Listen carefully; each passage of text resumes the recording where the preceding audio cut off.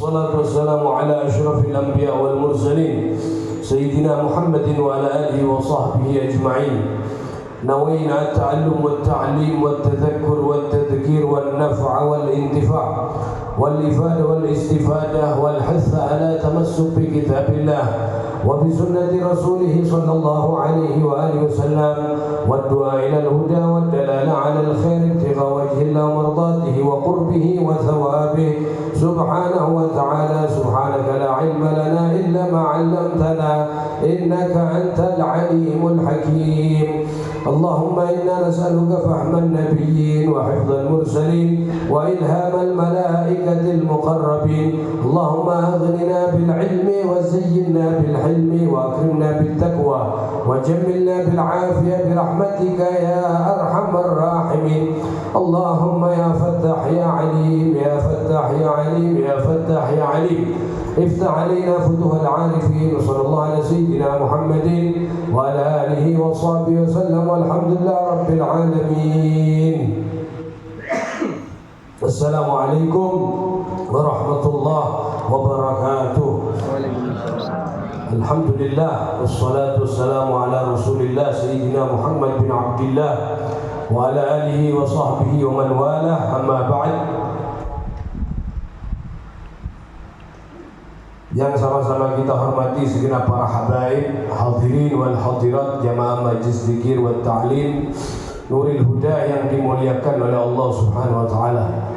Alhamdulillah, pada kesempatan malam hari ini kita dapat berkumpul kembali dalam majlis kajian rutin kita dalam pembacaan hadis Nabi sallallahu alaihi wasallam di dalam kitab Mawa'id al-Usuriyah. Salawat serta salam mudah-mudahan tetap tercurahkan kepada junjungan Nabi kita Muhammad sallallahu alaihi wasallam beserta para keluarga, sahabat dan orang-orang yang mengikuti beliau ila yaumil qiyamah. Kemudian daripada itu, marilah kita bersama-sama melanjutkan dalam kajian hadis yang mana pada malam hari ini kita memasuki pelajaran al-haditsus sabi', hadis yang ketujuh di dalam kitab Al-Mawa'id Al-Usuriyah. Bismillahirrahmanirrahim. Wa bisanadihi al-muttasil ila al-mu'allif rahimahullahu ta'ala radhiyallahu ankum wa qala radhiyallahu ta'ala anhu wa nafa'ana bihi wa bi'ulumihi fid darain amin. Al-haditsus sabi' an 'Abdus Samad ibn Mughaffal qala sami'tu anna Wahab bin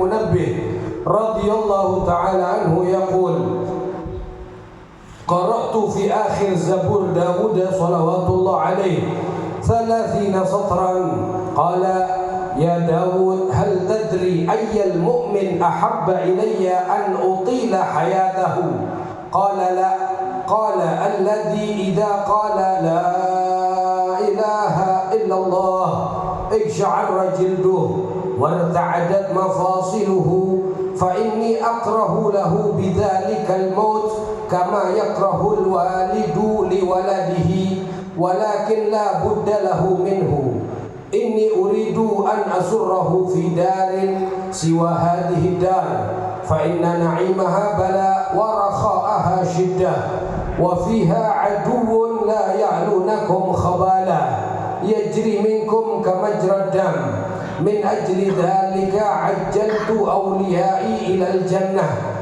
laula dhalika lama mata adamu wa waladuhu hatta yunfakha fi sur.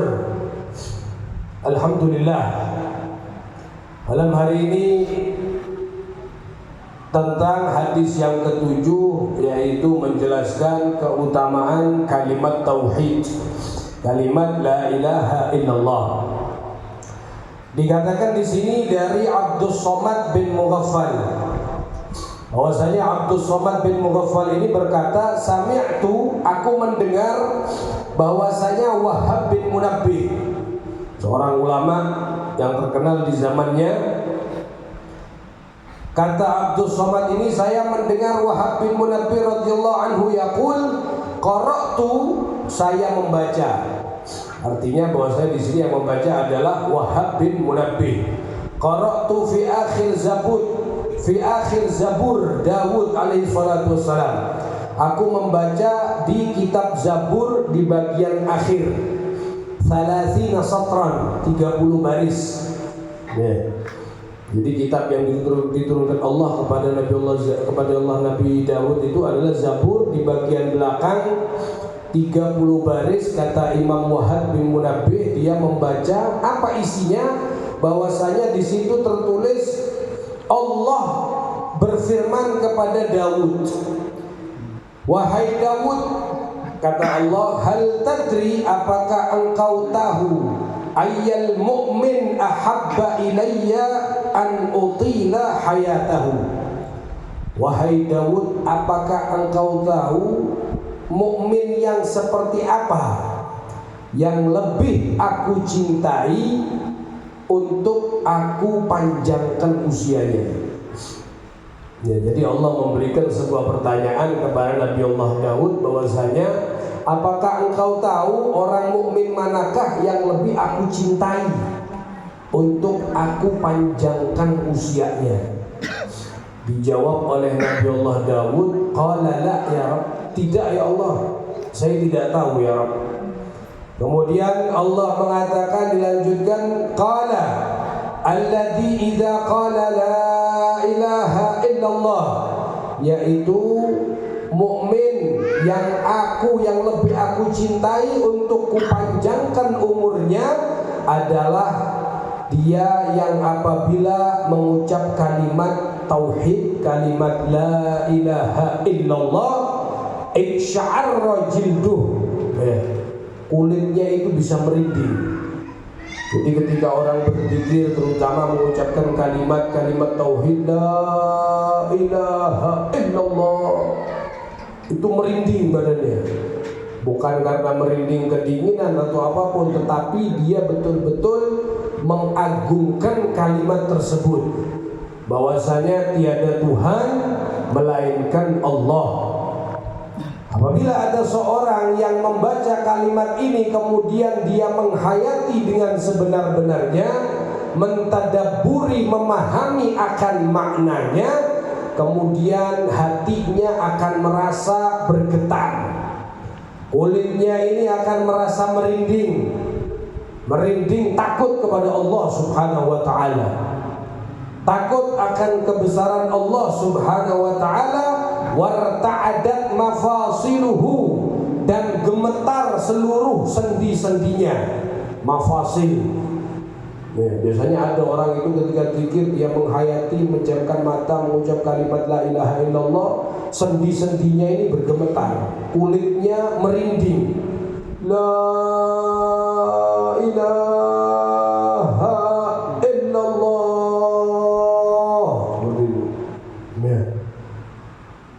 Apabila ada orang mukmin membaca kalimat tersebut dan kulitnya merinding serta seluruh sendi-sendinya gemetar, maka ini adalah hamba yang lebih aku cintai untuk aku panjangkan usianya. Jadi maksudnya itu adalah kalau kita pengen usia kita dipanjangkan oleh Allah, perbanyak membaca kalimat la ilaha illallah, tetapi dengan kita betul-betul menghayati, mengagungkan, ya, mengagungkan arti daripada kalimat tersebut. Karena kita di sini bersaksi mengucapkan bahwasanya tiada Tuhan melainkan Allah. Ya. Kalau masih kita mengharap sesuatu, kita masih lebih mengikuti kepada hawa nafsu kita, berarti kita seakan-akan masih menduakan Allah. Ya. Karena ketika disebut namanya Allah tidak gemetar, hatinya tidak tersentuh, sendi-sendinya tidak bergemetar, dan kulit-kulitnya tidak merinding, maka ini masih belum bercampur kalimat tauhid tersebut dengan urat nadinya. Kalau orang-orang dahulu itu, orang-orang ulama-ulama, mereka yang sudah menyatu kalimat tauhid dan darah dagingnya itu, apabila disebutkan la ilaha illallah, itu gemetar semua tangannya, merinding seluruh anggota badan. Ija'arra jilduh warta'adat mafasiluhu fa inni akrahu lahu bidzalikal maut.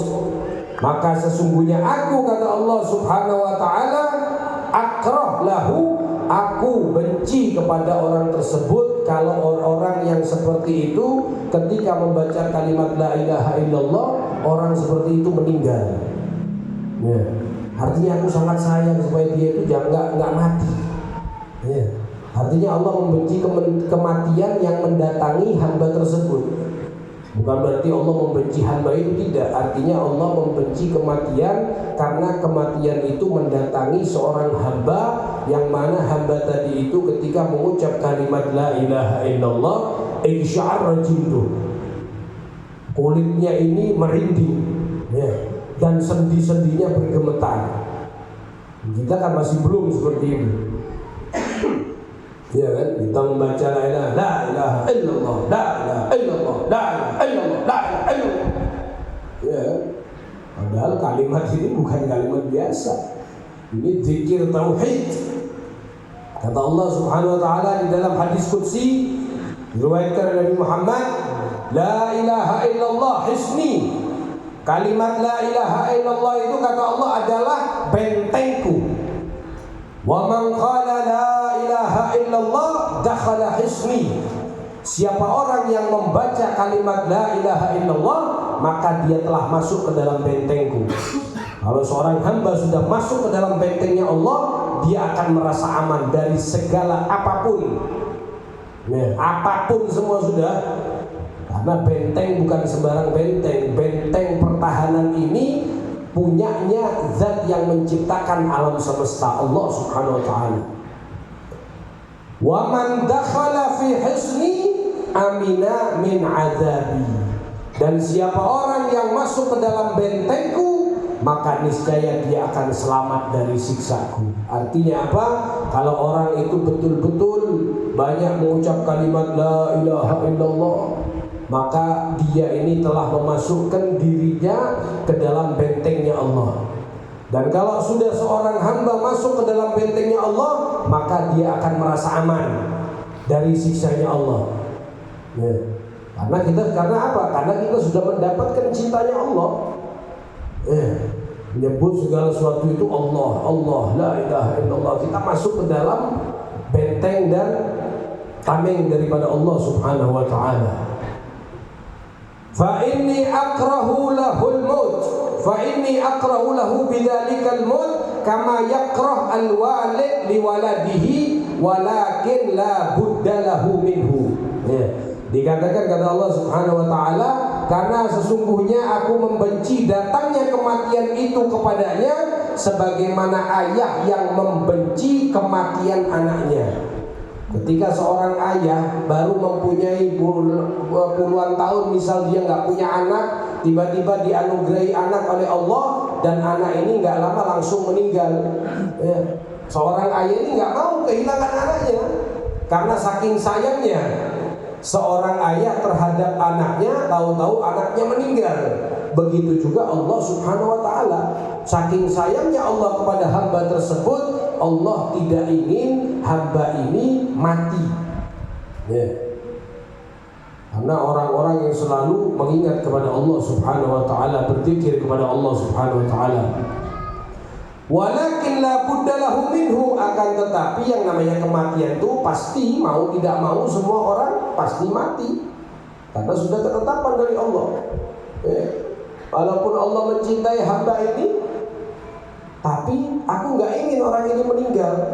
Tetapi kata Allah, walakin la budda lahu minhu, yang namanya orang itu semua pasti mati. Sudah ketetapan. Inni uridu an asurrahu fi darin siwa hadhihi dar. Maka sesungguhnya aku ingin membahagiakan orang tersebut di dalam sebuah rumah. Siwa hadhihi dar, akan tetapi bukan rumah di dunia ini. Maksudnya Allah akan membahagiakan orang tersebut di akhirat kelak, bukan di dunia. Kenapa kok bukan di dunia ya Allah? Dikatakan oleh Allah, fa inna na'imaha bala, karena kenikmatan dunia ini bala, penuh dengan ujian, cobaan. Ya. Ada kalanya